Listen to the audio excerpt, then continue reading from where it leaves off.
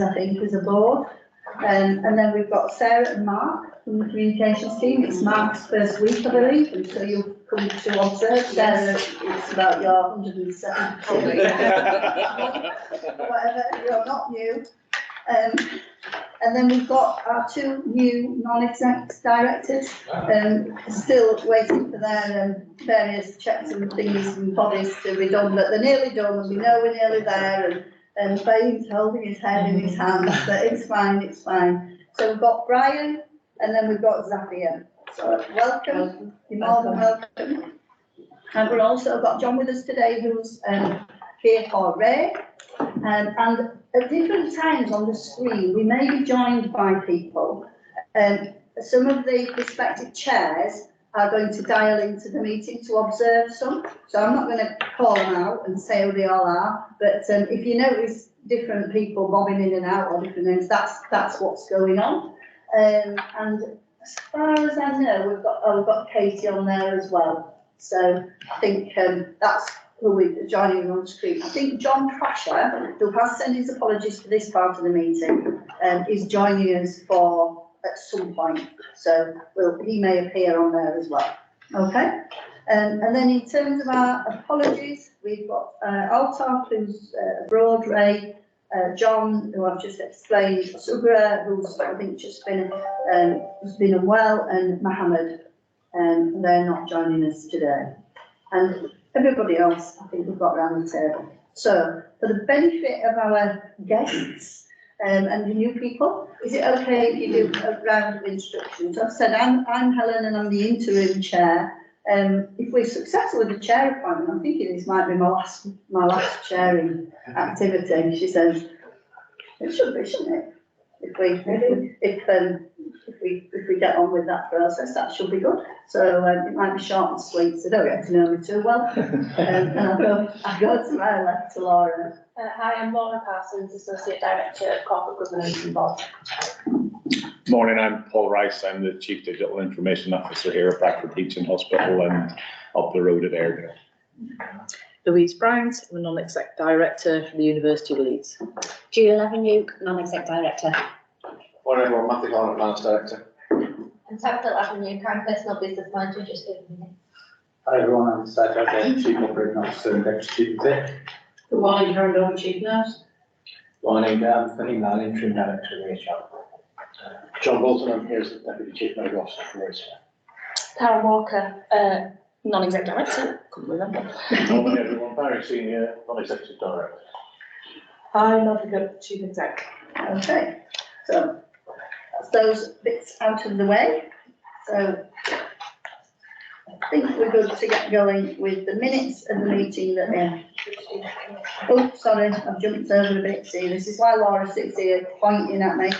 So, have we any declarations of interest on any items on this agenda? Just a comment. Right. This seems to only have exec directors on it, not non-execs. In terms of the register of interest that we've got. Yeah. Apologies about that. Yeah, it should have everybody on. Okay, you can sort that outside of the meeting. Yeah, quite right, thank you. So in terms of the register that's companies here, there's only part of it here. Back to whether anybody's got any declaration of interest in these items on this agenda today. No? Okay, if there's anything occurs to you at any point during the meeting, just depending on where the discussion goes, can you just put your hand up and say, oh, I think I may have an interest there, and then we can deal with that at the appropriate time. Okay? Thank you. So if we're okay to move on to the minutes of the meeting that was held on the 16th of November. I'm assuming everybody will have read these and that people will have noted any corrections or amendments they'd like to propose. So are there any corrections or amendments proposed? Barry? Just a suggestion. On page 9, there are references to both the point that I raised and the point that Julie raised with regard to strategy progress reporting, which are framed as actions but aren't flagged as actions. Okay. I just don't want us to lose those points. Right, okay, so they could be additions, so that's the third paragraph down and the fourth paragraph down, so they could be transferred to the action log. Are there any other amendments, corrections on those minutes? No? Okay, are we content to sign those off as a true record with the two amendments that we moved those, and are we annotating the margin of there that we've got two actions to move on to the action plan? Yeah? Okay, Chair, just Yes. on all, I can confirm we have picked them up as actions and Yeah. we are progressing in this. Okay, I just want to Okay. make sure I didn't lose that. thank you. So on the action log,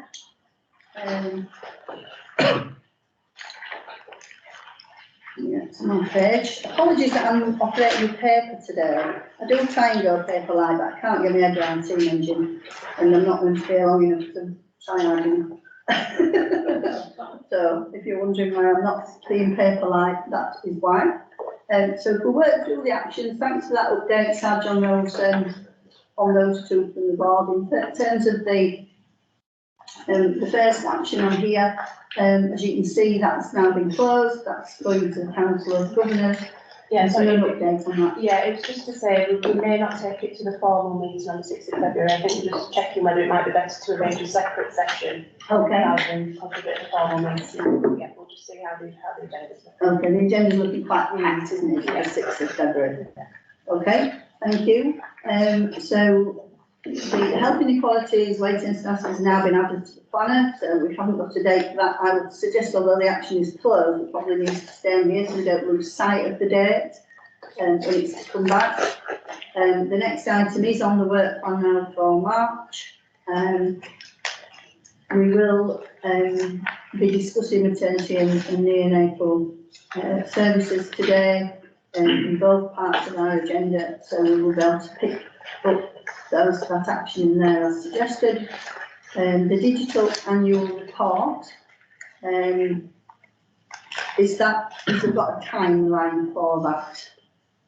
So Sergeant, I might again just to confirm this week, I think what we want to confirm to the board is that we will actually through the relevant academy, because it's an either or at the end of it. So Okay, we'll channel it through the next cycle of the relevant academy in terms of a statement of planned works to do that, Helen, and then the academy will receive the output of that, and then as appropriate, it can go somewhere else in the organisation if Okay. necessary. so we amend the action just to say we'll bring it back through an academy. Yeah. Okay. Is there a relevant academy? So So it's otherwise everybody might think everybody else is doing it. Well, so again, just for clarity, there's elements or dimensions you could say are QMPS, there are elements that are finance and performance. So I think we'll probably take it through finance and performance as a full post-implementation review document. Okay, so maybe we can make sure we pick that up on the, in terms of the information that sits below these actions. Okay? And then, the next action, there's a briefing note been submitted. People are happy with that. And then the next action about the board assurance framework, those target lists have been added to the cover papers. You'll see that in the papers as you move through. We then seem to have another item about the digital strategy annual report. It's obviously got double billing this time with slightly different action. Presumably we can wrap that up with the action which we've talked about and do it through there. Well, so I think there were, to be fair to Barry and Julian, out of the depth we went into, actually there were 2 or 3 specific follow-ups consequent to that receipt of the digital annual report. So I think I'm comfortable with this one. It's March, so we will do the work to that. Okay. And the following one is for March as well. So with all of those amendments, updates, etc., people content to with our action plan. Is there anything else on matters arising that they expected to be picked up on that action plan that weren't? No? Okay. So at that point, we'll move on to reports. So I'm not going to spend much time on the report for the interim chair. I will assume you've all been able to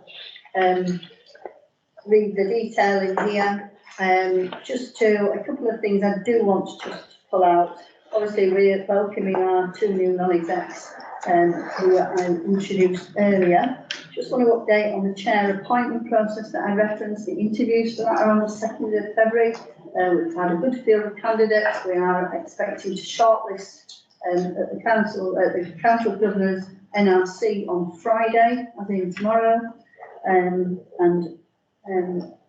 We should be in a position therefore to know our shortlist and be ready for our interviews on the 2nd. I'm sure many of you will then be contacted by people arranging conversations and things with you, and be as generous as you can with your diaries, please.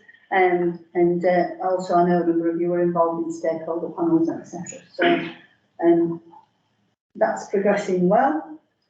Then I think again, just I've mentioned this is Barry and John's last meeting, I believe. We'll probably thank you now, we'll thank you at the end of the meeting, then we'll thank you again in the private part of the meeting, and we'll thank you again before you leave. So Message received numbers. by your colleagues, and we'll make sure that it is minuted appropriately. Now I've not worked with you for long, so I can't sit here and wax lyrical about how wonderful you are, but everybody else has, so that's okay.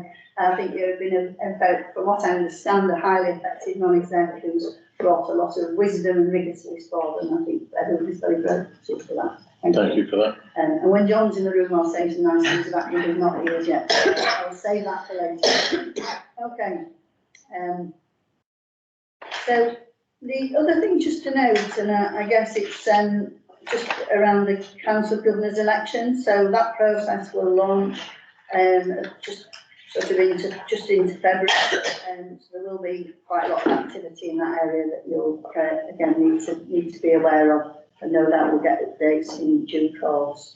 And then the final thing I just want to mention is around the quality improvement process that we know has been at some sort of quite challenging points. You should have a letter in your pack sent to me by Margaret Kitching, which is a positive letter, and Mel in her update is going to update on the work that's referred to in terms of the visit and the outputs from that. So, again, I think we should take some comfort in the level of scrutiny that has been around the matters around neonatal services, and the sort of positive responses we've received from there. No doubt at some point we'll get that through our Quality Patient Safety Academy in terms of how we're moving on from that. Okay. Anything else on my report, Julie? Pleasing to see the kind of quality improvement group feedback, and I know Mel might be touching on it, and now might not be the time, but it would be good to understand. So we listened to an emotive presentation from the neonatal team at our last board meeting, and it'd be good to understand how we're going to feed back to them. And as a consequence of the positive assurance, what are we going to do? That some of the positive things we talked about, so might not be now, but it would be good to understand. Okay, I'll let Mel pick that up when she does her update. Anything else for me? No? Okay, we'll move on to Mel. Thank you very much, Chair. I'll take the report largely as read. I will highlight a couple of points, and I'll start with the one that you just referenced. There is a paper, I think, later in the pack that talks about the transition from the rapid review process to the quality improvement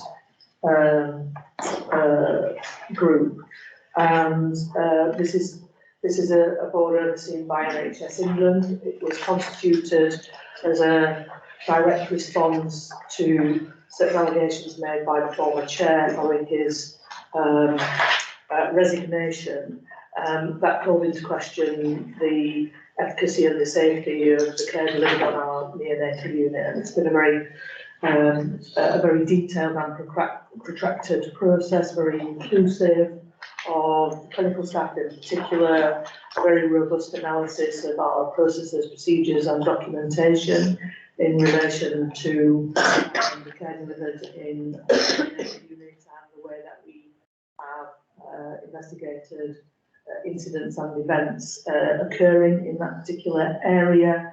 It has not yet concluded, and as the letter refers, The verbal feedback currently indicates significant assurance around safety of those patients and the care that they receive in that unit, which is really pleasing to hear, because it was a very difficult time for everybody on that unit when the intimation was that that was not the case. And more importantly, of course, very difficult for the users of our service to hear.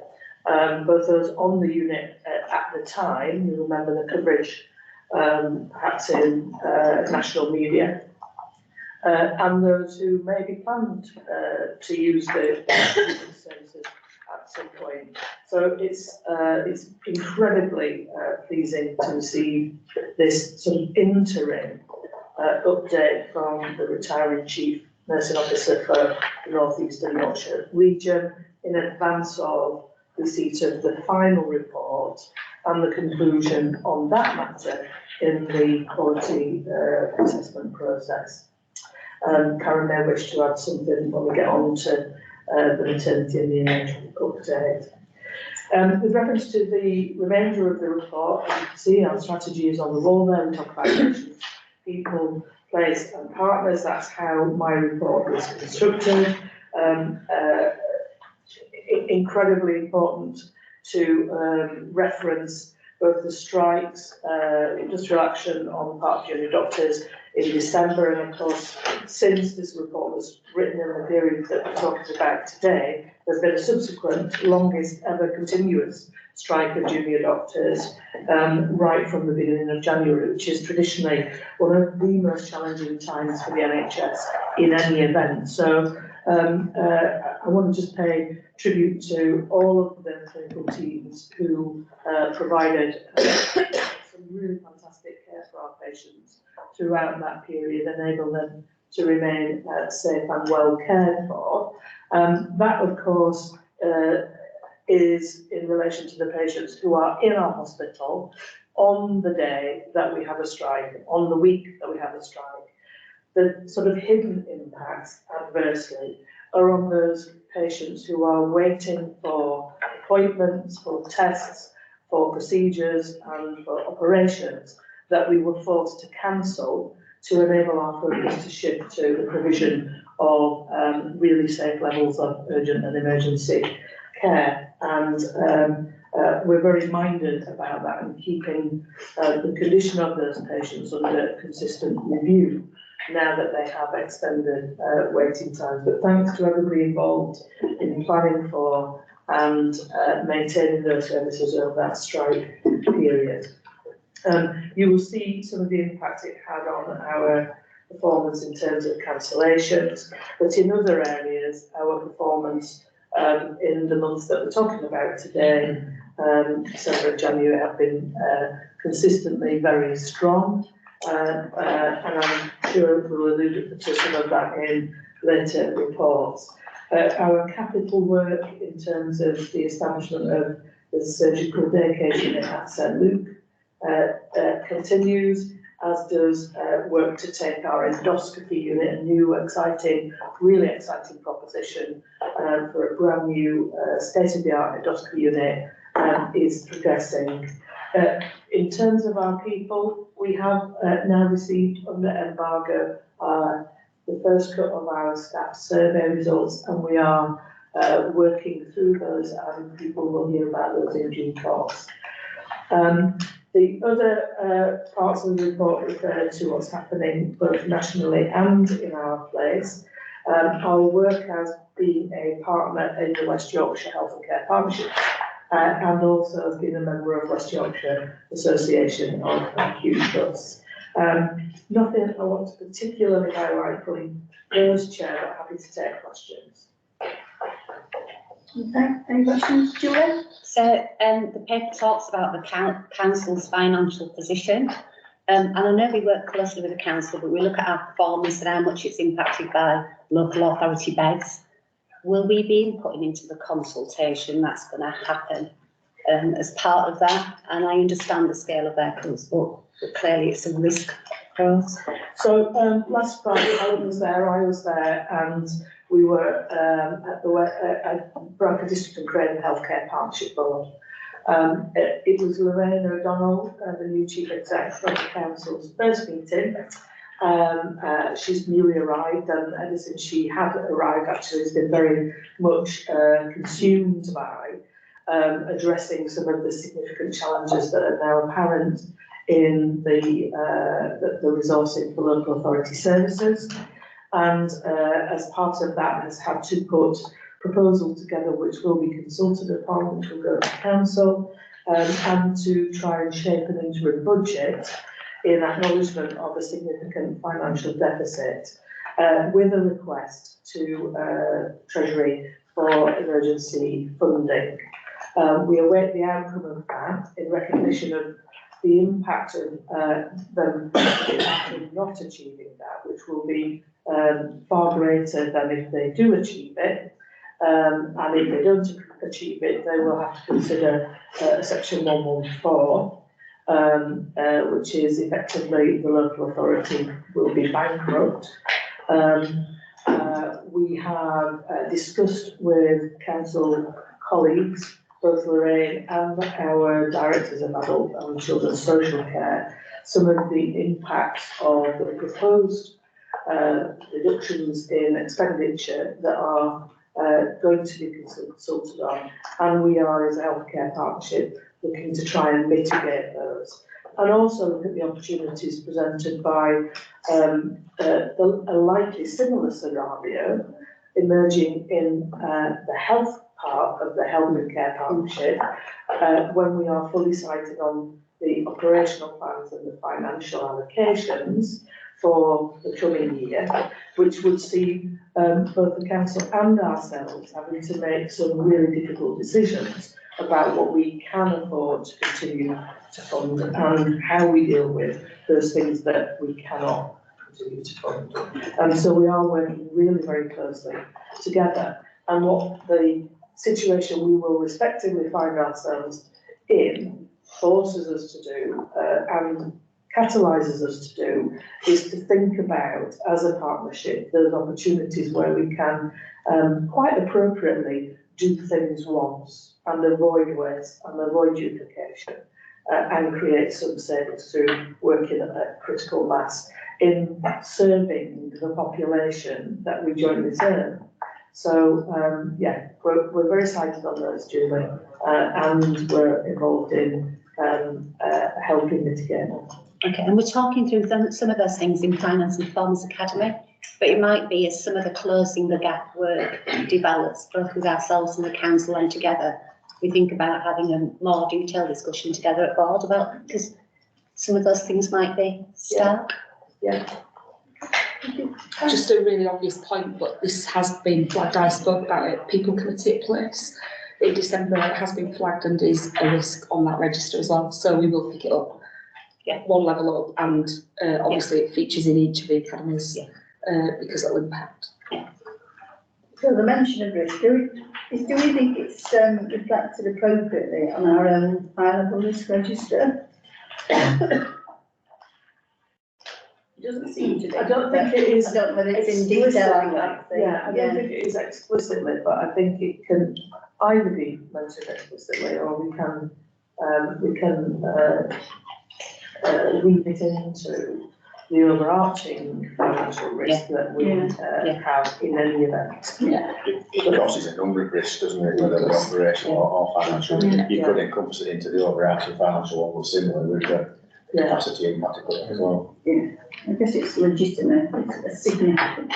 It is, and indeed at the partnership we talked about, whilst it is appearing on the risk register as a partnership right now, we talked about it elevating that risk until we understood the outcome in its scoring of the request to Treasury. Okay, so maybe that's something you as an exec, when you're reviewing the high level discussions, you can actually consider and after the conversations, things move on. Karen, thank you. Just thinking out loud then, as you were talking, so we talked about the financial risk and the financial impact. Of course, there's the social impact, the educational impact and everything else. So considering all we know about inequalities in health, levels of deprivation in the city. I think when we look at that risk, we probably redo that risk assessment. We also need to think, well, what would be the impact of the education budget is? Something we stop doing there. It's much wider than how it impacts on health and social care. So it's just to bring that in as well. Okay, thank you. Paul? Different topic completely, I just wanted to, so again, in the context of good news and the partnership dimension, and this was only information that was in the public realm in the last 24 hours and would have been included in Mel's report on a different sort of drafting timetable. So the University of Bradford Centre for Digital Innovations in Health and Social Care was awarded £4.86 million from a central government yesterday to support further innovation in terms of health technology, digital, and the evaluation of digital and real world context. We contributed to the drafting of that proposal and sent a letter of support. And I've already had a conversation with Professor Rebecca Randall, who's leading that piece of work about the shape of it going forward. So I think against a wider, bleaker and challenging environment, it's a good piece of news for the city. That's good. Thank you. If I may also just add, because this happened largely in sort of latter part of December, January, we have now successfully appointed 3 new executives to the team. So we have a new Director of Strategy and Transformation, a new Chief People and Purpose Officer, and a Director of Estates and Facilities. Yeah. All of whom I am hoping will be able to start around the 1st of April. And when we get the relevant HR processes all boxed off, but in fairness to Fahim, the new standards and expectations around fit and proper person have really made this a very much more challenging process, rightly so. We'll announce those names in due course. Okay, thank you very much. Just one little question from me around planning. Obviously, I know that there's been a delay, but I guess is it worth just updating on, because although we wait for this document to land, usually just before people break up for Christmas holidays, it's never a surprise, and we always sort of roughly know what it's going to say. So I just wondered if it's worth, and maybe you're going to pick this up later, but just on where we are in terms of our preparations for this year's planning now. We were just talking at the team on Monday about the financial impact. More certainty around the finances, I think, because that was a 3-year settlement. Less so on sort of the constitutional expectations, but if we think that there largely won't be such a departure, we're going through the process now, both as an organisation, then as a place, then as a system at West Yorkshire, and someone has previously referred to Julie, the Closing the Gap programme board, which is how we're going to inform some of our decisions around investments, the continuation of investment, or the discontinuation of investment as a place, and the impact that that might similarly have on us as an organisation. Matthew, do you want to talk about the planning group? The planning group, the one we need The to. operational planning group. Yeah, so we are collating all our, putting together research and HR as well from a workforce perspective to generate our plans. Not an easy task, but we do try and do that. Some other pieces of work underway are, as an exec team, we're all coming together for an afternoon on the 29th of January to look at what the opportunity scanner might be affording us from a financial opportunity perspective, but clearly there are going to be some challenging decisions that we have to make sure that we retain stability within our overall scorecard, but it's not going to be. It's probably the most challenging year financially that we have faced since probably 2018-19, so it's a step change in the focus and scrutiny, putting more controls in place to try and manage that run rate from a financial perspective, but it's going to be very, very difficult, so we're making a lot of different decisions. And I guess the board timetables don't always perfectly align with planning timetables to them, so I know as an exec we'll be discussing this every time you meet. I just wondered if we could try and align a conversation with the non-execs to keep them up to speed, So the non-execs are, we've reinvigorated the, like a sort of 2 or 3 weekly briefing. Yeah. Now, There's one next week. I think there is one next week, that might be the wrong one, I don't know, but I think if you could maybe look at when those dates are and then bring as just an informed update really where things are, so that by the time because it's often what happens, you get to quite a compressed timeline near the end, don't you? Not everybody's up to speed, to just help keep everybody up to speed when we come to have to make any decisions. We'll have one of those on, second week in February. So, the expectation is that the guidance may land in December, but notwithstanding is quite right. We'll get on with it anyway. Sorry, Yeah. Okay. We have a range of working assumptions, but we're all working to similar assumptions across the SES, impact on income, impact on cost, and then what does that? As part of the Closing the Gap, which is a place-wide, the DOS group are intimately involved in that, we're looking at a programme budgeting approach for the 4 key priorities. But the challenge has been profit across the system, all providers, all sectors, to describe what the impact of the 10% reduction in investment will be. Yeah, and just to add, in terms of the operational performance elements, we're working on the assumptions that were included in previous updates from NHS England in terms of expectations of obviously 0.65 weeks by the end of March this year, but getting down to 0 for 52 weeks plus wages by the end of March next year. So we're building those assumptions into our plans, cash backlogs, this is where we've greater than 62 days.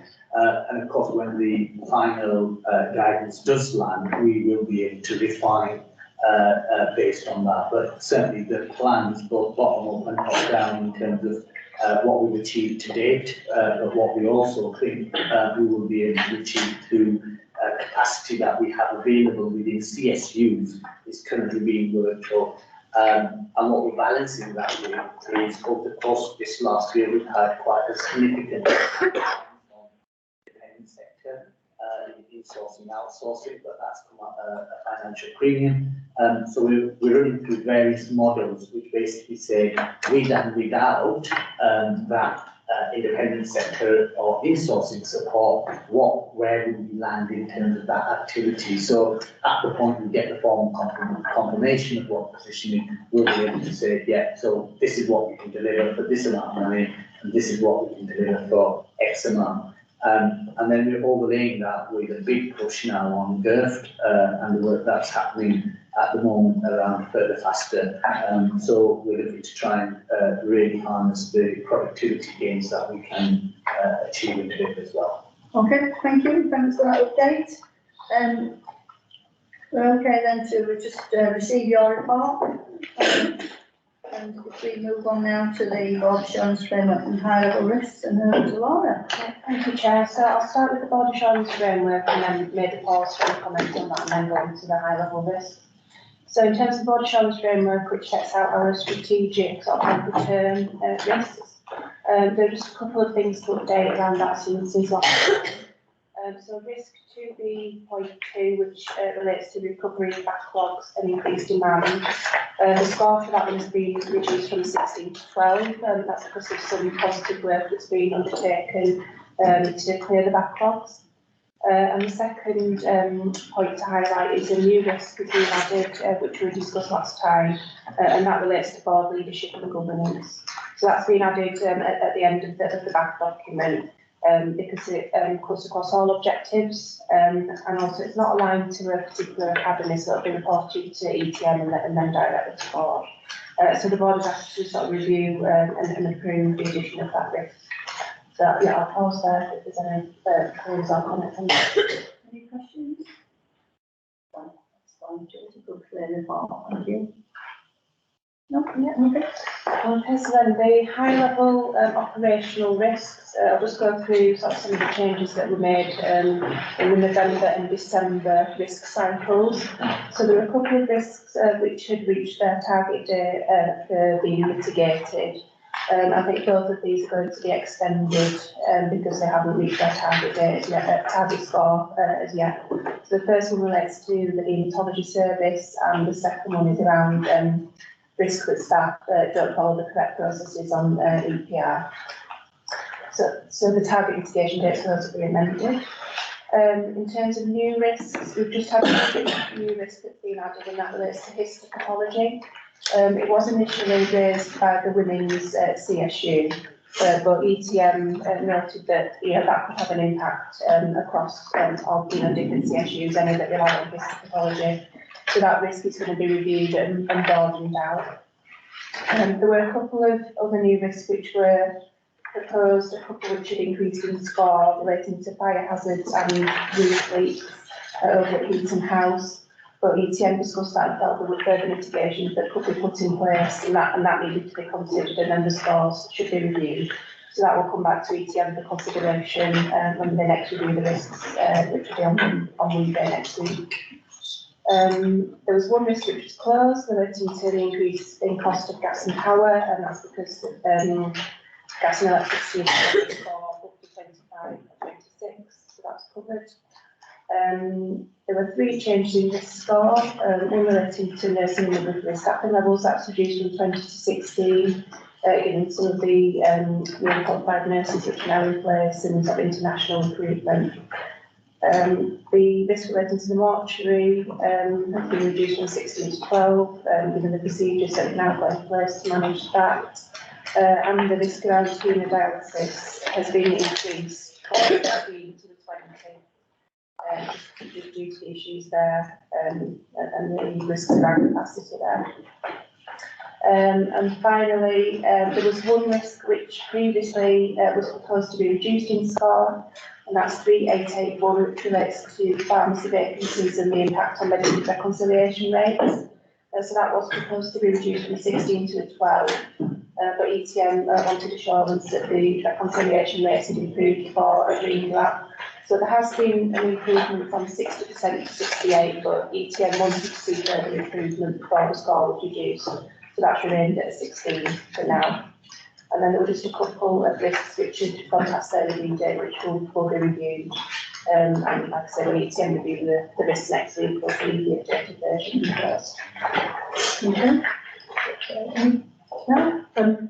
Just to note, there is a risk on there, it's a long-standing risk about the age and the condition of the pharmacy aseptic unit. We have secured investment to put an interim solution in place, which is about to be operationalised, but we received confirmation this week that we have secured 4.5 million additional capital to relocate the aseptic unit to St Luke's by new build, which is part of the network model on aseptic provision with West Yorkshire Association of Acute Trusts, with the hub being in Leeds, and we will be one of the super spokes, I think. So that's obviously when you review, that's one of your beyond review dates, which does not get picked up in that process. Yeah. Any other questions, points of clarification on here? Just if I may, Chair, just a sort of timelines on that at all now, obviously on the aseptic.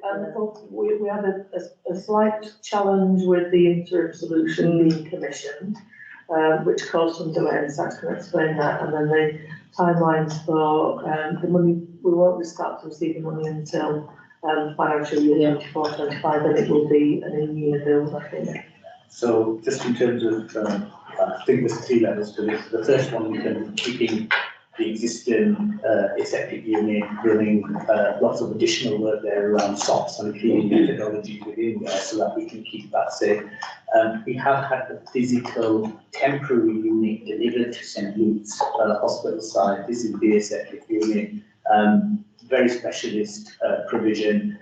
It's not been officially handed over to us from the company. They've got some work to internal to that, but then during the weather we've had recently, there was a leak, so they're having to repair that for us before we can officially take a handover. And at point we take handover, there's a 4-week, 5-week process of getting the necessary accreditations and validations done for the machinery because of the types of drugs, for instance, chemotherapy that we produce. So that will go through its validation. And then in terms of the new build, we will establish a programme board, a bit like we have done with St Luke's or endoscopy, to work through the various REBA stages of that design. To get to the £4.5 million, we've been at REBA 2 design stage, and we're now going to need to progress that to 3, 4 and 5, and also subsequent procurement of providers to come and build that. So hopefully we can now get that up and running. But as Mel highlights, that's capital for next year, so hopefully we'll still get it. Thank you. So the interim solution, yes, there was flooding, wasn't there, in the? That's right. Yeah. So that's the one that's physically on site now.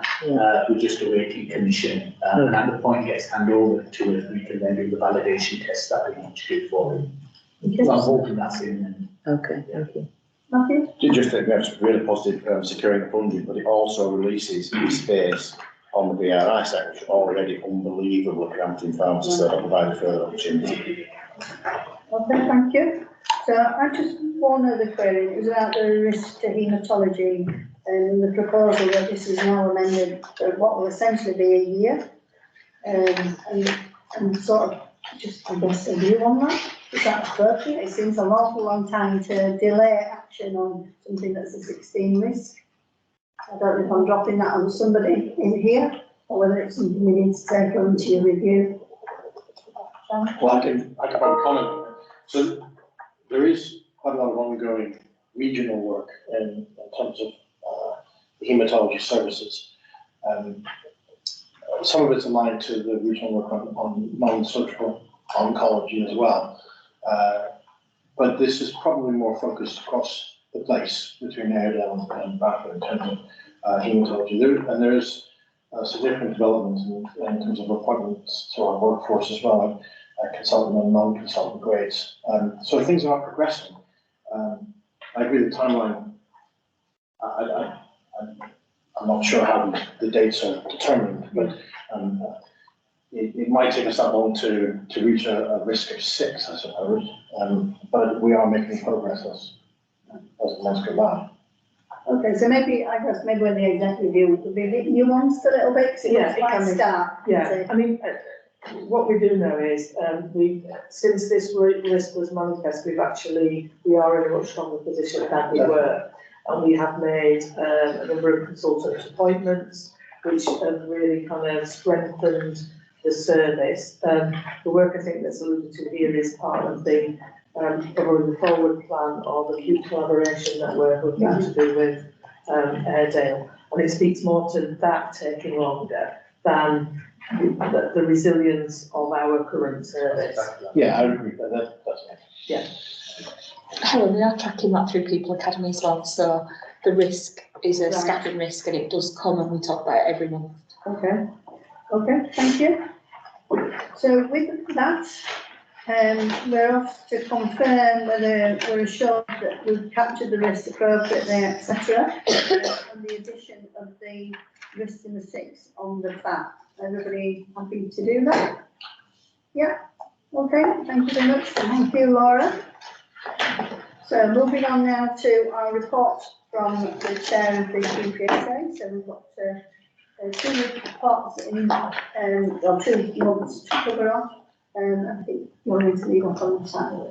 Thank you, Chair. Yes, so we had 2 Quality and Patient Safety Academy meetings in quick succession, actually on the 29th of November and the 13th of December.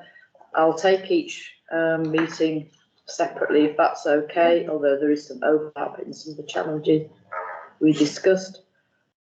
So I'd like to just bring it to the board's attention about there was an issue around the maternity and neonatal services update, and we were asked to note that during November there was a significant backlog of women awaiting planned inductions of labour. The reasons for this were multifactorial. They're listed there. Part of this was to do with the trust being involved in a piece of research about testing mums for strep B. Also changes in NICE guidance around the timing of offer of induction labour, and the staff levels were also challenging. That unfortunately and very sadly, during this period, there was one case of harm that occurred, and there was an unfortunate death, a very sad death of a baby who was waiting for induction at that time. However, the mitigating actions are described as well. So this was escalated to Bev Geary, who's the ICB chief nurse, by Karen. This in turn escalated to the chief midwife of the North East and England. The regularity of meetings were increased to consider this, and mutual sort of aid and support within place.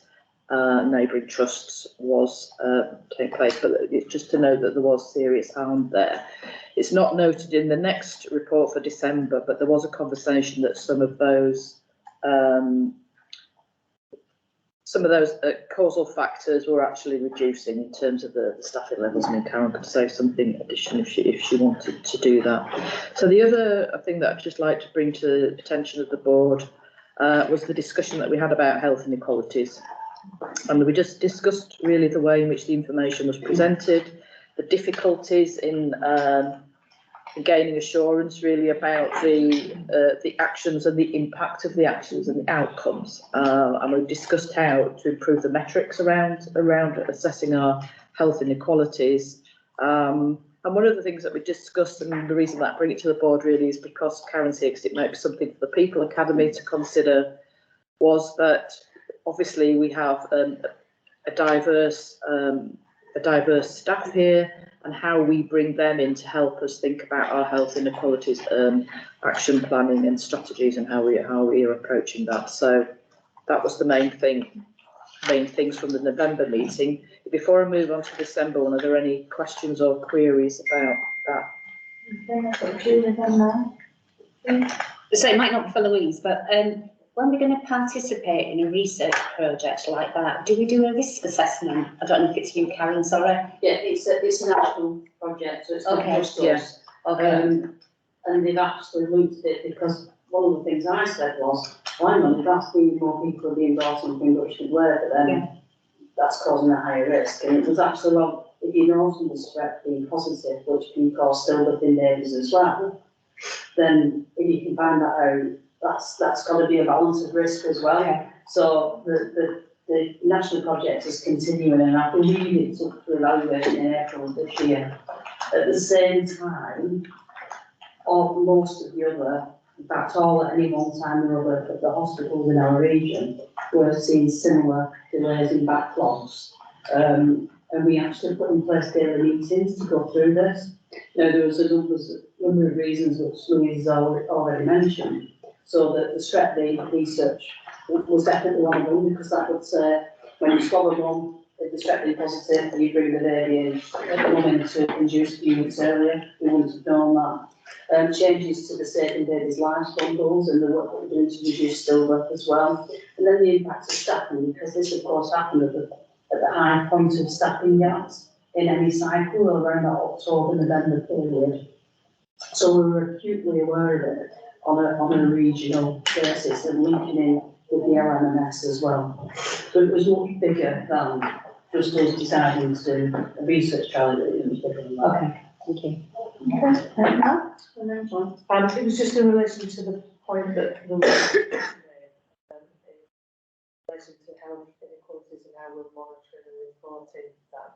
You see in my report, there was on the 28th of November, we received NHS communications on the statements of information on health inequalities, which give us some really more detailed information than we've ever received actually in relation to the kinds of ways and things we should be monitoring and reporting on to satisfy ourselves that when we say we are trying to tackle health inequalities and we are doing certain things, we can actually measure them and report them through our annual reporting. So there's a more detailed piece of work referred to that is not just in relation to maternity, but indeed all our services, that would make it incumbent on us to report more explicitly the impact of our actions in relation to trying to reduce health inequality. Thank you, Mel, and that's really important. And I think the reflection was it can seem such an intractable problem that they can kind of lose hope, I suppose, if you like, and we want to see what we're actually doing and how it's monitored and what output it has for people, for groups. The big figures, the big statistics, population level may be hard, but we can understand what's happening. Yeah. John? I was just going to go back to Julie's question. More generally speaking, yes, there is a process for risk assessing the introduction of any research projects. Okay, I know from personal experience of that. no, that's good, because it's almost, do we almost do Then research? No, you have to, all departments affected by it have to consider what the impacts would be. Great. There's a central. Thank you.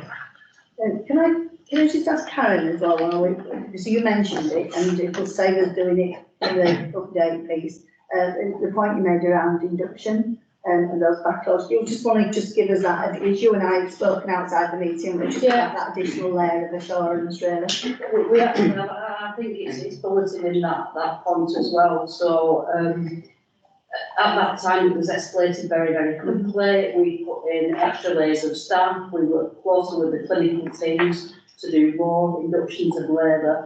The issue that they had was as people were coming, because we've got such increased surveillance and people are coming and telling us that they believe there's problems, as fast as you are listing somebody for a planned induction, and these are the planned inductions, not an emergency induction, somebody turns up and needs inducing sooner rather than later, because you wouldn't go straight to a caesarean section if you didn't have to. So it's about balancing and mitigating the harm. We've also looked at how we describe these processes to women as well, because there is a window for induction. So when we say that there was a delay in an induction, this was you will come in for your induction on Monday and then actually happen on the Tuesday or the Wednesday.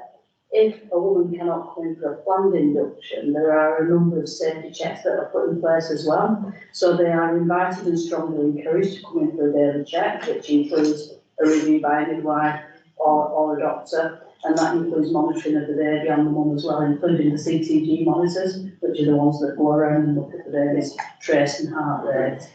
We also put on additional senior staff and midwives on call, but in residence over the weekend periods as well. And it probably lasted for about 2 weeks, this period, where there were enhanced inductions.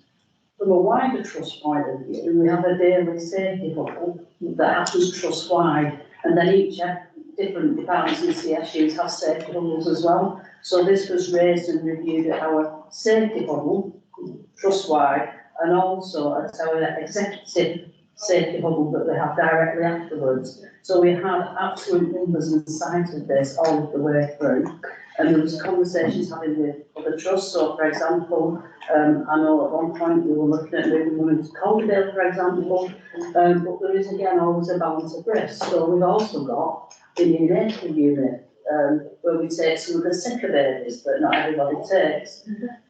So one of the unintended consequences of this, and it's alluded to in the report, is that for a time we could not transfer women in for induction of labour, that from out of area that may require level 3 intensive care. So it's quite common if there's a lady in anywhere in the Yorkshire region actually, that has a baby that needs to be delivered quickly, but that baby might be very young or very small or additional complications, that they will come in for a planned induction. But you would do that induction and delivery in the place where the neonatal cot is. So we were unable to admit all the babies to the neonatal unit that we want as well. Okay, thank you, that's good, that just gives us that sort of, you know, I know a level of detail that I don't understand, but I think when you do that, we do. So, you know, I think it just sort of clears that up in terms of that detail. Thank you. Please, do you want to carry on? Yes, thank you, Chair. So the December meeting, the matters that kind of an alert for the board, we've Mel has already touched on this already. We were anticipating waiting for the junior doctors industrial action, and that, so that's been covered off by Mel discussing about how we did that, but the consequences of that. The other thing was that there was through A&E urgent and emergency care hospital flow, very high activity throughout the departments. Expected, I guess, at that time of year, but exceptionally high.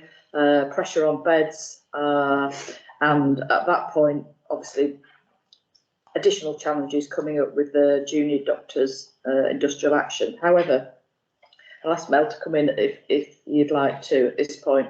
There has been, our A&E department is actually doing very well within the region. If you wanted to just say something about that, despite these challenges. So we've consistently performed in the sort of the top of the pack as far as West Yorkshire, North Eastern Yorkshire, and indeed nationally is concerned on the 4-hour standard. And prior to Christmas, we made some changes to our pathway and the way that we organise the department, streaming pre-triage, an ambulatory urgent care centre, an urgent care centre. We have the benefit of having GP streaming and GP provided services for minor illness. And all of that now seems to be working more effectively, which has seen a step change actually in terms of our performance. So we'll continue to work in that vein. I think that it's certainly the case also that whilst there are many downsides to having a strike, the benefit of having a strike, if we could describe it in such terms, is that we utilise more senior decision makers in our accident and emergency department, and we pull patients through, or we make a decision about their suitability or admission. And it's reported by this organisation and others that the net effect of that is we tend to admit fewer patients, and we see patients turned around more quickly, so that they are flowing through the emergency department. So that has a benefit, despite all the negatives of having it. I still think the performance of the unit, even in between strikes, was exceptionally high over a really challenging period. I think as a board we should acknowledge that, and I think we should thank the teams that put all that effort into pull that off. I think I would agree, and the benefit, if you did want to describe it as that, was also experienced by other trusts in the region. So it's still very good. Yeah, absolutely. It does enable us to provide when other organisations are struggling so mutually, which we tend to do certainly to our nearest neighbours in terms of Airedale, and wider across West Yorkshire. Yeah, thank you. I think there's just two things I wanted to highlight then after that. So the second thing was we had the quarters 1 and 2 CLIP report, which is a snappy name for an incredibly long and complicated report. So that's the Complaints, Litigation, Incidents and Patient Experience report. And I'm not going to go through all the numbers on there, but you can get a feel for what's in there. We did discuss again that this is a huge report, pulls in very complicated data from many areas. It can seem very alarming on first read, I think, to many people, and yet we're assured that actually our team are doing a really good job in terms of keeping on top and understanding how these understanding better ways to work through these processes as well as possible. But we did talk again about how we can perhaps improve how the kind of analysis and insight that's presented within the papers to help us deliver better quality assurance, and we also supported the addition of a new metric on the quality dashboard for next year. The new interface that the system will be embedded then, and we will become more familiar with the PSERF process. But it is, it's quite a challenging report to get your head around. Something on the QPSA dashboard, we haven't lost sight of the fact that the shimmy data or the hospital level mortality indicators are still higher than expected. The previous reported coding issues that we've discussed about the depth of coding, about how people, the conditions that are associated with hospital level mortality are recorded, and that Bradford improved that. I don't know if Paul wanted to say something about that, but assurances provided by the fact that there's 100% scrutiny of all the deaths in the trust, and from that point of view there's no concerns or worries. It seems to be a statistical blip, but we're keeping a blip, probably the wrong word. There is some underlying factors that are process factors that keeping an eye on very much. I didn't know if Paul you wanted to just Yeah, I mean, say anything it about will that. be the substance of the element of that report in March, and it is multifactorial, and we've attacked it from the end of both the shimmy data and the use of our colleagues in VIHR to understand that at that level, and the operational dimension of it, and Matthew and I had this conversation, I just picked up the last time, that depth of coding is really important, because under the previous PBR regime, some people were coding things you might challenge whether they should be being coded because they had a relationship with a financial reward.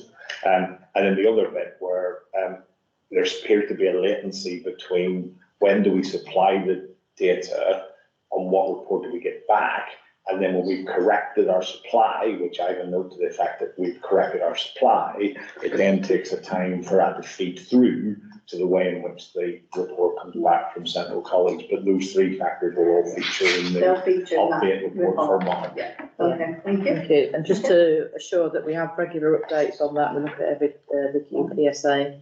And then finally, the last point that we had present the 6-monthly update from the Safeguarding Adults and Children team, and we just asked for the children's safeguarding lead, can't say that, to share the response to the annual report from the ICB to provide us with additional assurance that came through before Christmas. Okay, thank If you. there's any questions or queries Okay, about that. thank you.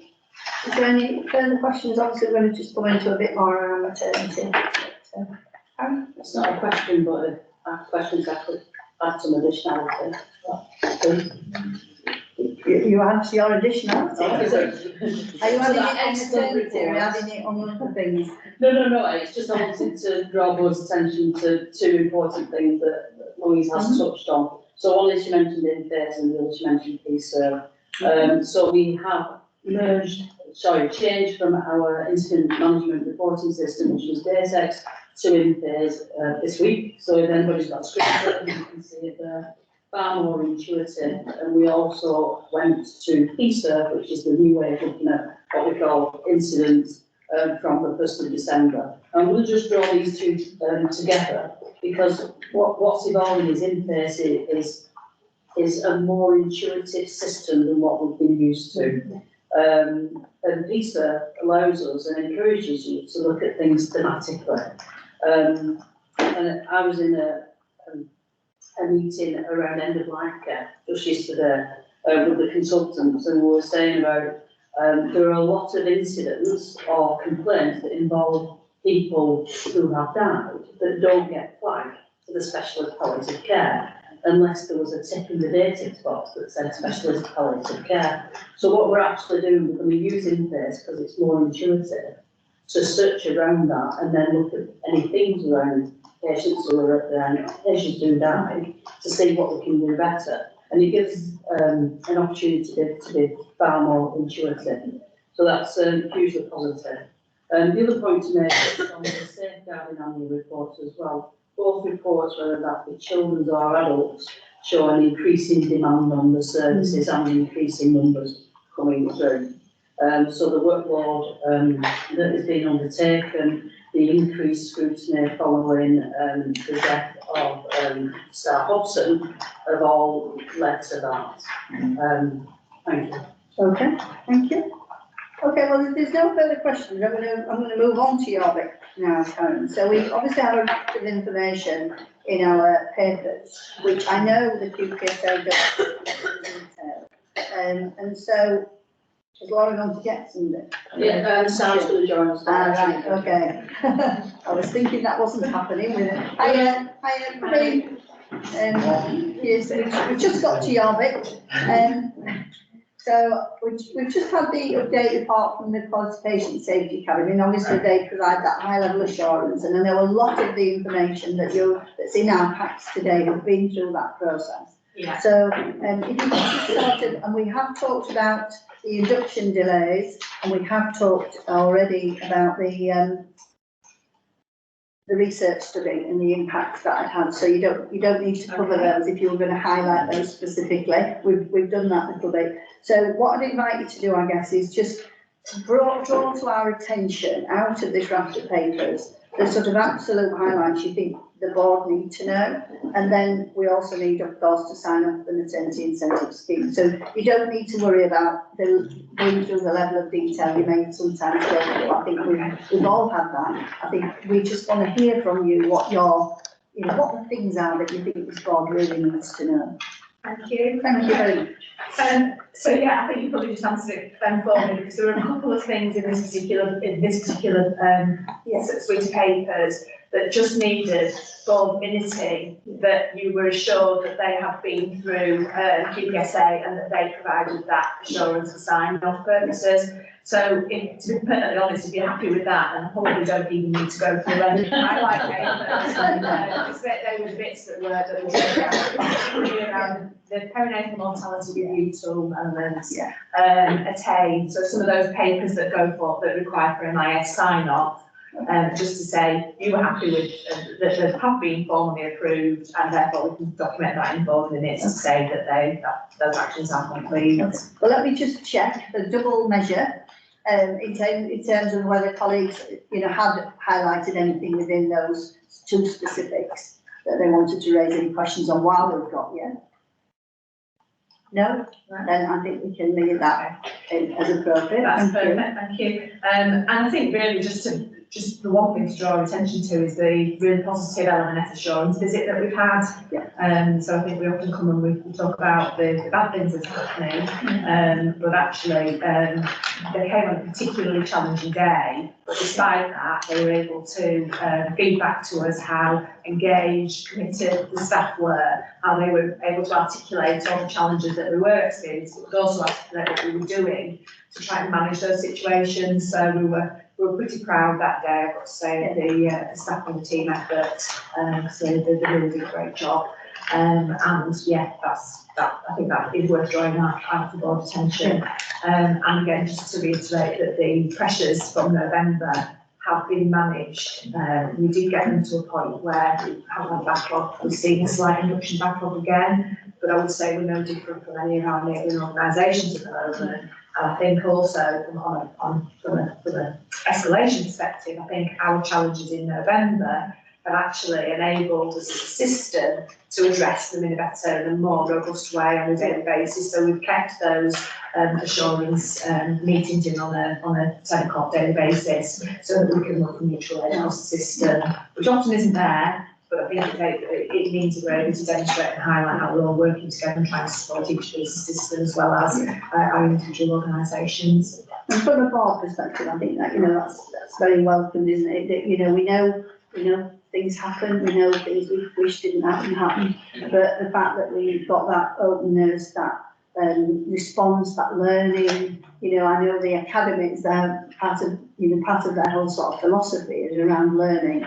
And I think, we should take some comfort from the fact and keep some of those things going, because actually they were proven to be effective ways of managing them. So that's good. And, that in terms of the team, I think, because you have had a challenging time, and I think, I think we should recognise that, but also the external feedback that you've had now through quite rigorous assessments. I think we should, I know that'll have been difficult to you. It clearly would appear that you've put your best foot forward and you've approached that with a real good sort of mindset and attitude around improvement. So thank you.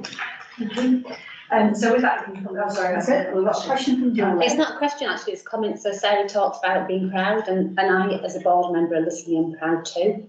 Can't speak for all members, but you talked about being proud. I'm proud to listen to it, so thank you. Thank you. We can skip to slide 5, if that's okay. Yeah. Okay. It isn't- Yeah, okay. P2's control of the site. Basic so- control of the Yeah, site. okay. Great stuff. I'll carry on speaking whilst waiting for it to load, if that's easier. So the main thing today really for us is to get that assurance that you're assured that Mel is in a position to be able to sign off the maternity incentive scheme, which is due to be submitted on the 1st of February.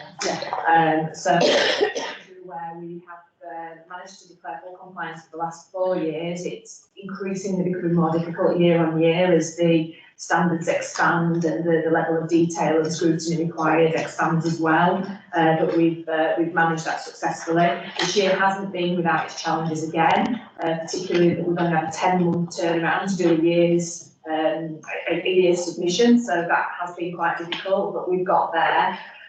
So the suite of papers that came with that, there is a bit of a breakdown for each standard that really highlights where the evidence sits if it's required. So if we declare our full compliance as a self-declaration. If MIS come back and want to challenge on any of that, we are able to produce that evidence that where we have records being signed off at board level, at QPSA. And obviously there's some external scrutiny as well that comes in there that does the validation for us too.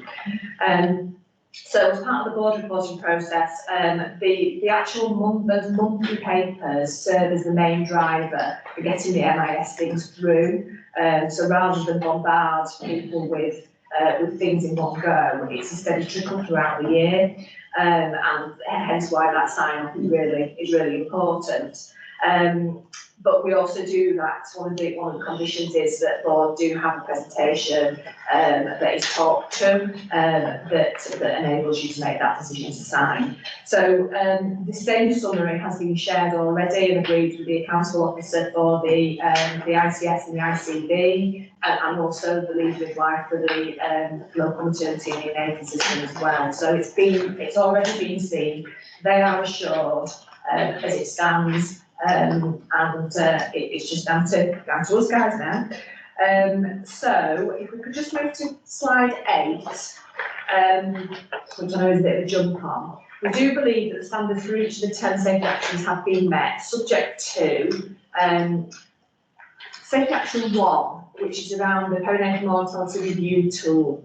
We've met the standards in all of the cases, with the exception of one baby, which was a surveillance case only. So that is a baby potentially that's died at 16, 18 weeks, but below that viability, and is there for statistical recording purposes. So the main standard there is that the surveillance form is started and completed within a 4-month period. Now, unfortunately, the timing of that baby's surveillance coming up to completion coincided with the loss of the spreadsheet. The master spreadsheet. We identified it promptly, we reinstated it very quickly from IT colleagues, and we were able to see that we'd missed the case. So we have declared that to the maternity incentive scheme, and also to Embrace, who were just a little bit woolly, for want of a better phrase, as to what we needed to do, because we've met everything else. There's absolutely no impact to the family, and that was a really important thing for me personally, was that actually missing that case by a few days mean anything for the family, but it doesn't impact on their care whatsoever, or the information they've had about their baby. So essentially what MIS has said to us is that if we decide to declare full compliance, we just need to put the mitigation around that particular issue in the board reporting paper, in the board declaration form. And I've done that today, ready for Mel and for FPA to sign when we're ready. Other than that, there's no issues with it at all. You've already confirmed that you have to formally record approval of the neonatal medical and neonatal papers that were approved by People's Academy. So that means that safety action is complete. And then the only other thing that we have a little bit of a challenge with is around midwifery workforce. Now we meet again all of the standards. One of the caveats is that if we don't meet one-to-one care in labour, 100% of the time, then we have to have an action plan in place that also requires board level sign off. We have been challenged, I think it's been articulated throughout the year, through the maternity staffing papers, and also through that monthly update, some of the challenges that we've had that have impacted on the ability to give one-to-one care in labour. We know we haven't had any absolute harms to mums and babies as a result of not giving one-to-one care in labour, but the big concern for us is there is a potential for harm, which sits with us, but also we can't really quantify any emotional impact on patient experience unless somebody tells us. So we know that that's the most likely negative thing from not achieving one-to-one care in labour.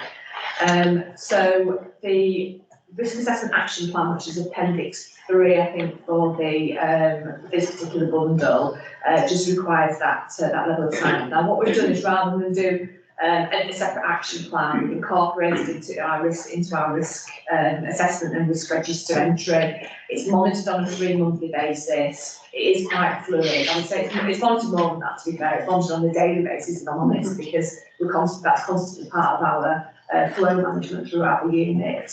But it is reliant on a few things, such as improving the vacancy rate, which has significantly improved over the last few months. We've got about, I think we're about 8 away from whole-time equivalent, 8 whole-time equivalents away from our safe staffing number at the moment, which is a significant improvement on the 20 that was earlier in the year. So we're getting there.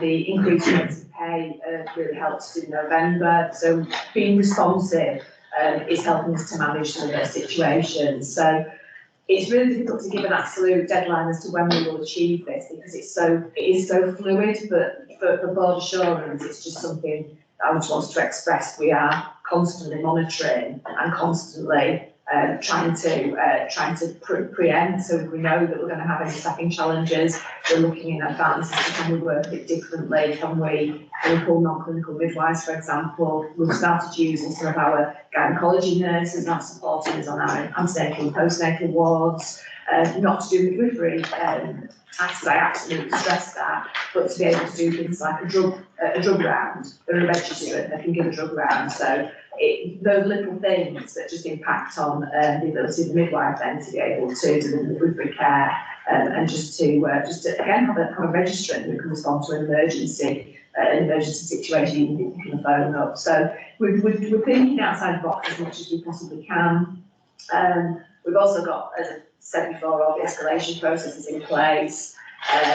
So I think it's pretty self-explanatory. It was reviewed at our core group yesterday. It'll be reviewed again in another 3 months. And in my mind, it means that we have met the requirements from within the standard. Yeah. So the final position, if we go to slide 9, is just the essentially tick box bit that just demonstrates that we do believe that the actions have all been met. So I'm happy to take any questions on it that might be pulled out. Okay, so I'm conscious, obviously, there's some of these we're probably not necessarily the best skilled to do around this table. So I suppose in terms of the action plan you referred to, I'd be looking for just that, who's seen it, where's it been, who's looked at it in detail, so that we can be comfortable with that particular sign off. So Karen, you putting your hand up, are you answering that and now? I've just got a point of clarification. Okay. So this did come from Safety Action 4 came to the People Academy at the end of November. And in my report, I did highlight non-compliance on staffing, because at the end of November, this is where we were.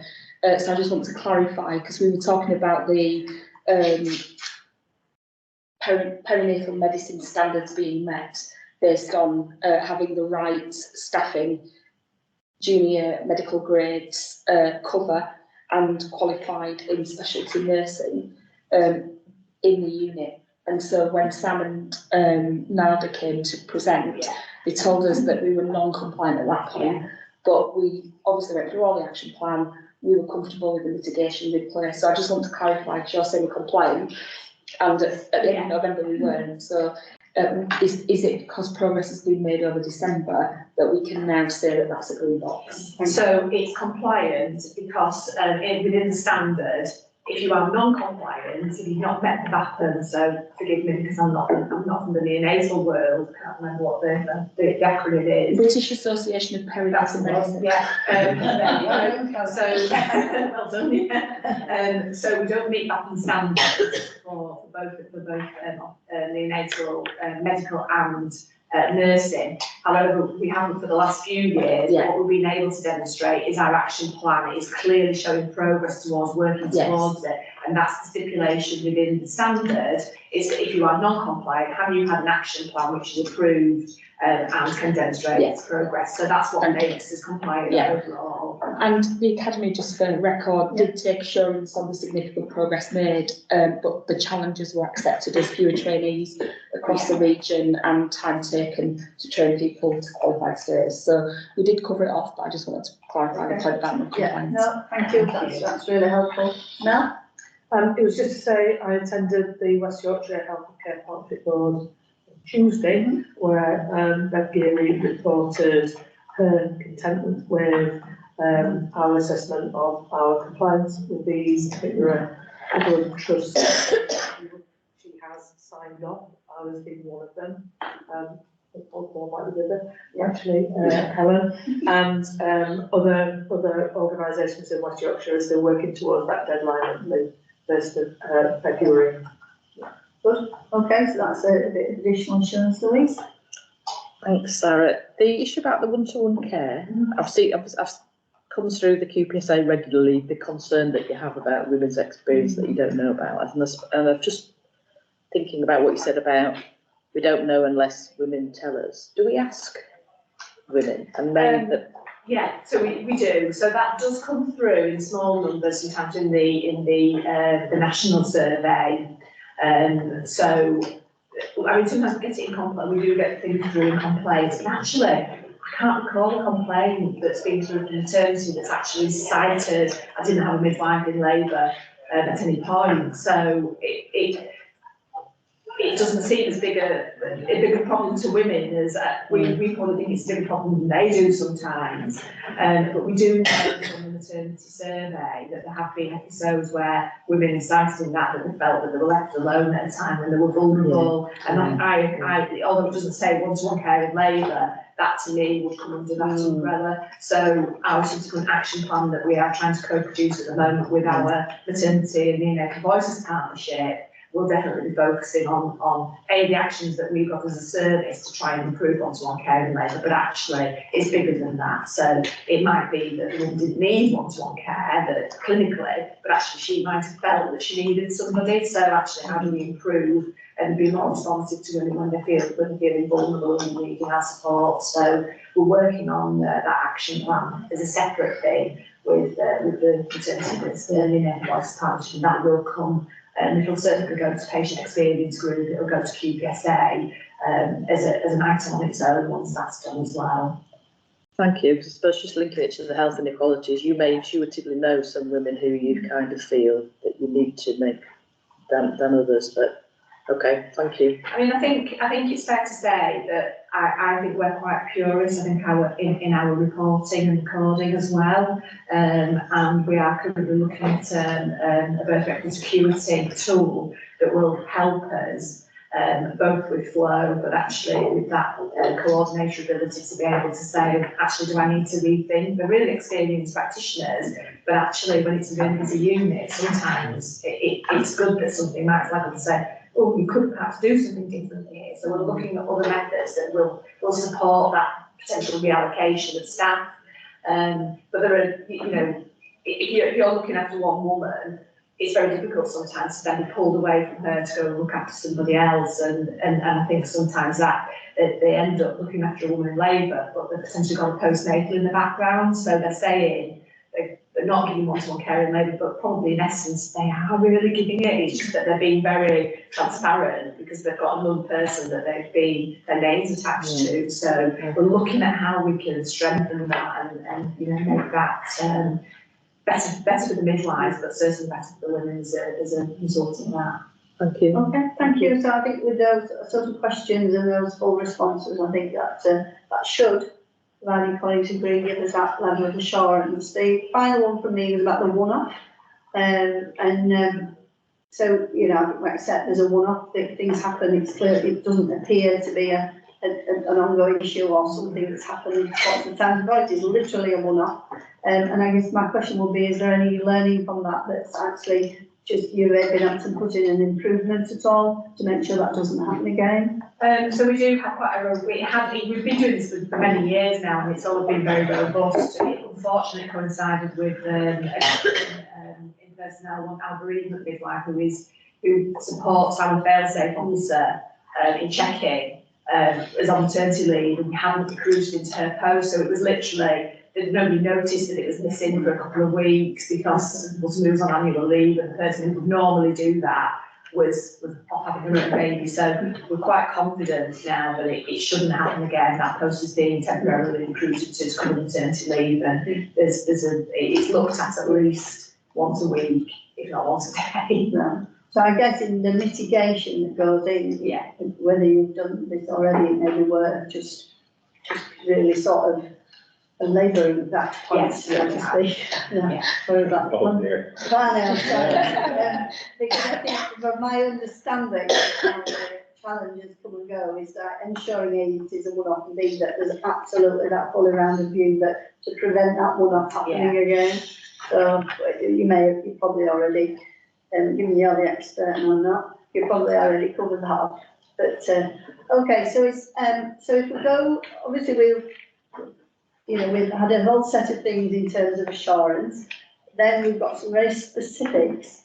I'm not going to go through them all in detail, but they culminate in us being asked as a board to support the compliance submission, subject to all of those things above that in the paper being approved, which we've just gone through in detail. Are people content to support that? And obviously now we'll sign it off at the appropriate point and first of February or thereabouts. Everybody happy with that? Yeah, nothing left unquestioned or unanswered from anybody? Oh, yeah, okay, I'm just conscious because it's such a lot of paper, I don't want to just people put a lot of work into these and then people read them, and I don't want to miss anything in my sort of over summarisation, but just as long as we're content that I've done this, that's, I'm happy with that at this point, and everybody else is. Okay, nothing else on maternity or neonates? Karen? Sorry, two things just to pull out. Okay. One is, there's actually been 2 visits, so we've talked to the services, so one was to neonatal services and the other was what we call the Ockenden visit to maternity services within a 2-week period. So we've had 2 lots of external assurance, and in case people think it's one and the same. And the second is Sarah and I and the team would like to give our thanks to John Crasher, who's been our maternity safety net for the last few years. He's done an excellent job. I think, as he always says, people welcome Astley more than they welcome him. But he's been a really good sounding board. But that leaves us with another problem that we need to arrange outside of this meeting, which is the new maternity safety net, because we want to avoid a gap if possible. Yeah, okay, so noted, thank you. Certainly with the new non-execs coming along, I've discussed with both of them about their sort of different roles, responsibilities, and I am over the course of this next month doing appraisals with non-exec directors where I will get the opportunity to talk about whether people want to swap anything or do something differently or become a champion of something. So that's the opportunity to be able to do that. We should be able to then have a fairly comprehensive view. I am slightly nervous of being too much ahead of a new chair, who may well have their own stamp on things. So it may be that it's a sort of, we have a holding position until the new chair's in place and then can make some of those judgments and assessments themselves, but try not to leave you with a gap. Thank you. Now, we've been clear to one of our new non-executives that they have to bring a dog. Because that's the biggest gap with John, it's a very big gap. The dog, as you've heard, is a significant element of that.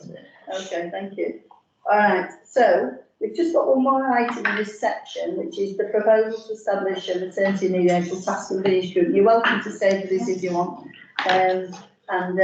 This came out of our conversation we had at the last board and subsequent work that Karen has done with Laura and short conversation with me. So do you want to? Yeah, Thank you. I think the paper is self-explanatory, and also the discussion the last 20 minutes probably highlights that as well. So this is asking us as a board to form a subcommittee that will look at how we deal with maternity and neonatal and the raft of stuff that we are mandated to take to various places. For two important reasons really. One is we need to make sure that we are happy with the arrangements that we've got in place. And this is learning from the last 6 months and the neonatal SIs and as a board the journey we've been through. But also, whilst we spend a lot of time getting on maternity and neonatal, what about the other stuff? Because it becomes all consuming sometimes at different committee meetings. And I think we should be equally mindful of that as well. So this is, Andrew Hughes has helpfully helped with the development of this. But what I'm asking is board of directors to approve the establishment of a maternity and neonatal task finish group, and that we approve the terms of reference that are in clause here with. Thank you. So just to be clear, it is a task and finish group, not a subcommittee. And obviously we've got our formal subcommittees in the form of the academies. And this is for presumably a time limited period to try and just get underneath both the reporting and the focus. There's also, I understand from Mel, some national work going on about reporting, because everybody in the land has this problem of sort of sometimes not being able to see the wood for the trees. So we need to be mindful of that. We had originally going to ask Andrew to look at that, but we don't need to ask him if they're going to look at it once nationally. So, are people happy to support this? Yeah. Big smile from the ways there. It's not captured on the. But it's a really important point. You know, we run the risk of missing other things because of this focus. Whilst this is really important to have a focus. Okay. So thank you, and thank you for pulling that together. So we approve that. And at that point, we are allowed just a very short comfort break, if that's okay with everybody. But I need you back sat down this table by 11:15 so that I don't get off track on my timings. Please. Thank you. Thank you.